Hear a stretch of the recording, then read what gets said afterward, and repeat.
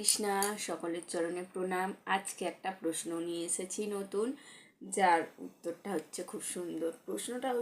প্রশ্নটা হচ্ছে যে আমি যদি শাস্ত্রজ্ঞান নাও জানি, কিন্তু যদি নিজের মনের মতো করে কৃষ্ণ ভজন করি, তাতে কোনো ক্ষতি আছে কি না?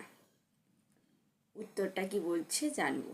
উত্তরে বলছে, কৃষ্ণ ভজন কিভাবে করতে হয় সেই পদ্ধতি বৈদিক শাস্ত্রে নির্ধারিত হয়েছে। কৃষ্ণ ভক্তি কিভাবে করতে হবে সেটা শাস্ত্রে বলা হয়েছে। আপনার নিজের মনের মতো হলেও যার উদ্দেশ্যে করছেন তার অনুমোদন বা নির্দেশ মতোই যে হচ্ছে কি হচ্ছে না সেটি তো জানতেই হয়। বলছে যার উদ্দেশ্যে আমরা কর্ম করছি তার নির্দেশ অনুসারে করছি কিনা সেটা আমাদের জেনেই করতে হবে। আর সেটা আমরা পাবো কোথায়? শাস্ত্রে পেয়ে যাব।